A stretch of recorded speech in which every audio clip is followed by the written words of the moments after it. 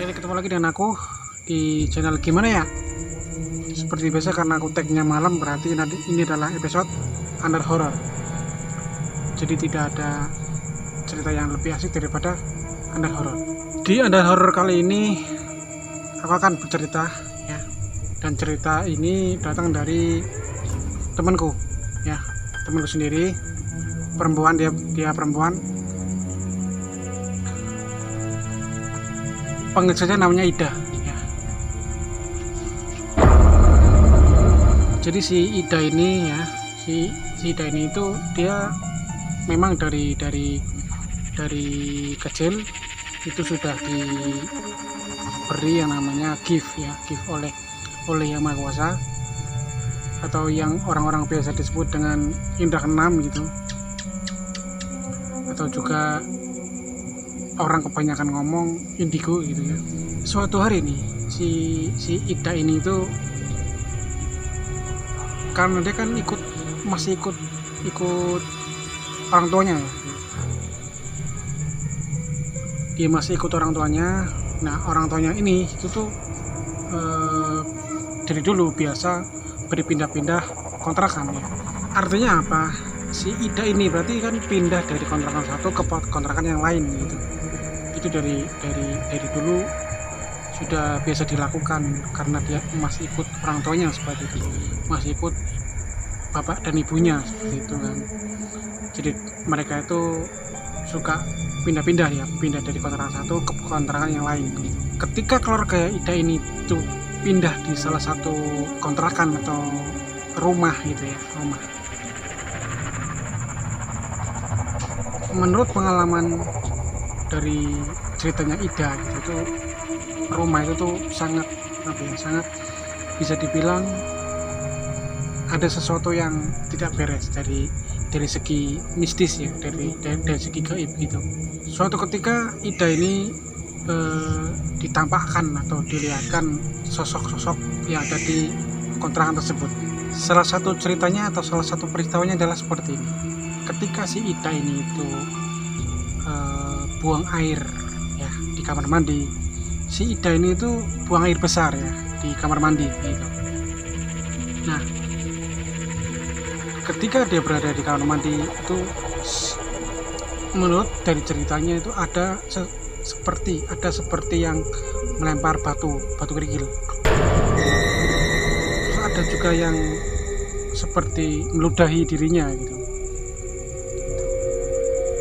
Nah, tapi si temanku ini yang nanya Ida ini itu tidak menghiraukan, jadi ya biarin aja lah seperti itu.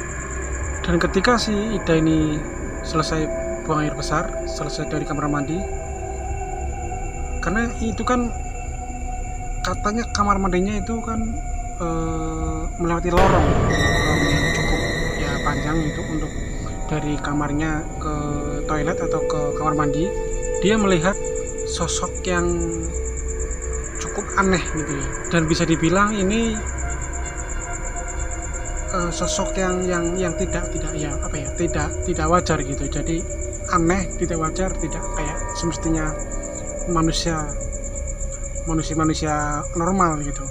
Yang dia lihat adalah sosok laki-laki ya, tapi laki-laki itu aneh ya. Jadi matanya itu sebesar piring, terus gede banget, besar banget. Itu cuma satu gitu. Cuma satu, matanya besar, mulutnya sambil ini lebar sekali gitu. Mereka ini, makhluk ini dan Ida ini itu saling berhadapan ya, saling tatap-tatapan gitu. Lalu tidak lama kemudian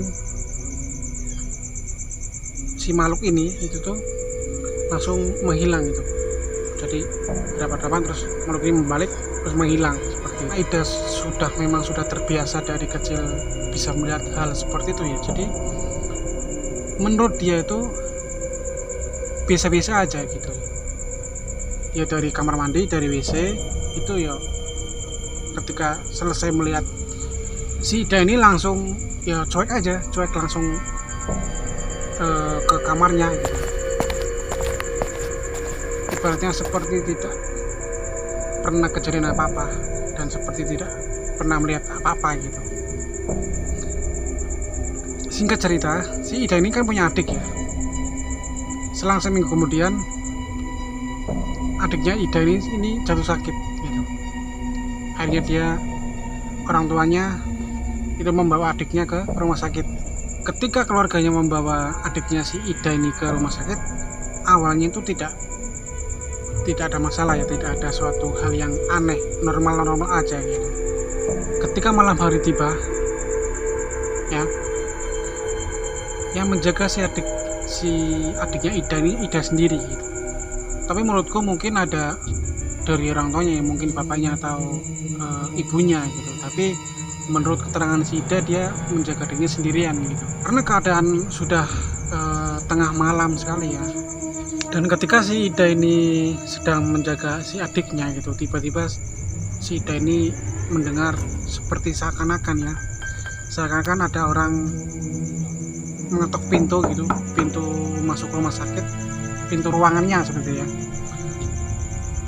Dan yang didengar oleh Ida adalah seperti dokter gitu, seperti dokter yang ingin mengecek pasiennya.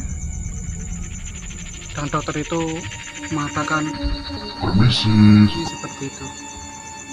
Nah,